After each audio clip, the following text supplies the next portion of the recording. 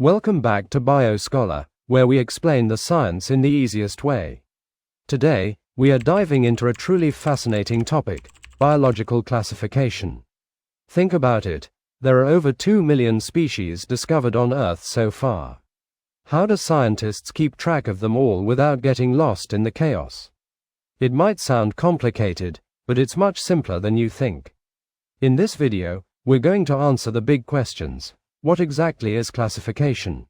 Why is it so essential for scientists? What are the benefits? And we'll demystify those difficult terms like taxonomic hierarchy and taxa, explaining exactly how scientists use them to organize life. Whether you're prepping for your exams or you're just curious about the incredible life on Earth, I've got you covered. We'll break it all down with examples so clear you won't even need to memorize them. So stay with me until the end, and let's start with the basics. What is classification? In simple terms, it's grouping things based on their similarities and differences. Let me give you an example. Imagine a messy pile of toys. Now, if I ask you to find a teddy bear in that mess. But what if all the toys were neatly organized into categories like teddy bears, cars, and dolls?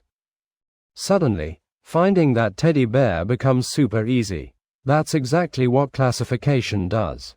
It makes things easier to recognize and access. Scientists do the same with organisms. Till now, over 2 million species have been discovered. Out of these, about 0.5 million are plants and 1.5 million are animals. And believe it or not, this is just a small fraction of life on Earth. Every year, biologists discover thousands of new species. Now imagine trying to study each species one by one. It would be impossible. That's why classifying organisms is so important. Here's the formal definition for students. Classification is the process in which organisms are divided into groups and subgroups based on their similarities and differences. So in short, classification helps scientists study and understand the huge diversity of life in a simple and organized way. Now that we understand what classification is, the next logical question is, why do scientists classify organisms at all? The main aim of classification is to identify similarities and differences among organisms so they can be studied easily and systematically.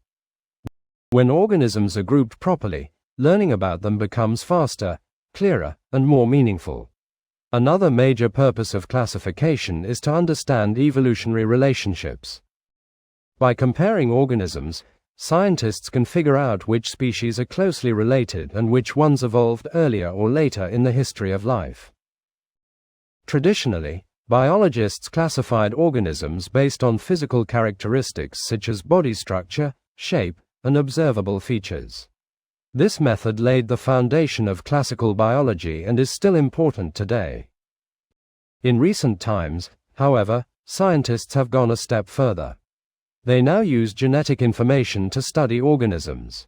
By comparing DNA, scientists can identify genetic similarities and differences with great accuracy. This genetic data helps biologists understand not just how organisms look, but also how they function and how closely they are related at the molecular level. So, classification is not just about naming organisms. It's about understanding life, its history, and its connections. Now that we understand what classification is and why it is important, let's talk about its advantages. First, classification makes the study of organisms much easier. When similar organisms are grouped together, scientists can study them in a systematic and organized way instead of dealing with millions of species randomly. Second, it helps us understand the vast diversity of life on Earth. There are millions of organisms, and without classification this diversity would be overwhelming and confusing. Another important advantage is that classification shows evolutionary relationships. It helps scientists understand how different organisms are related to one another and how they have evolved over time. Classification also provides a clear framework for comparison. Scientists can compare organisms based on their similarities and differences in a structured way. It also helps in the identification of new species. When a new organism is discovered, Classification allows scientists to determine where it belongs and how it is related to other organisms. Finally, classification creates a universal language for biologists. Scientific naming and grouping allow scientists around the world to communicate clearly without confusion. So overall, classification is not just about grouping organisms. It is essential for understanding biodiversity, studying life efficiently, and preserving the natural world. Now that we understand the advantages of classification, let's move one step further and talk about taxonomic hierarchy. The groups into which organisms are classified are known as taxonomic ranks or taxonomic taxa. These ranks help scientists arrange organisms in a systematic and organized manner. The modern system of classification was introduced by Carolus Linnaeus in 1735. In his system, 7 main taxonomic ranks were used: kingdom, phylum, class, order, family, genus, and species. In 1977, this system was expanded with the addition of a higher rank called domain. Today, domain is considered the highest taxonomic rank. Let's understand each level briefly. Domain is the highest rank. All organisms are divided into 3 domains: archaea, bacteria, and eukarya. Next comes kingdom. Each domain is further divided into kingdoms. For example, the domain eukarya includes 4 kingdoms: Animalia, Plantae, Fungi, and Protista. After kingdom comes phylum or division in the case of plants and fungi. Each kingdom is subdivided into related phyla or divisions. Then comes class. Each phylum or division is divided into related classes. Each class is further divided into orders. Each order is divided into families. Each family is divided into related genera. Finally, we reach species, which is the lowest and most specific level of classification. A species is defined as a group of similar organisms that can interbreed and produce fertile offspring. As we move from domain to species, the groups become smaller, but the similarities among organisms increase. This hierarchical system makes the classification of millions of organisms logical, organized, and easy to study. Let's take the example of humans to understand biological classification clearly. Humans belong to kingdom Animalia because they are multicellular and heterotrophic. They are placed in phylum Chordata because they possess a notochord during development.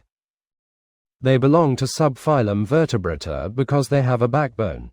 Their class is Mammalia because they have mammary glands and hair.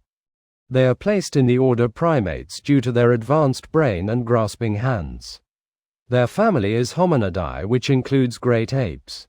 Their genus is Homo and their species is Homo sapiens. This is the full scientific name of a human.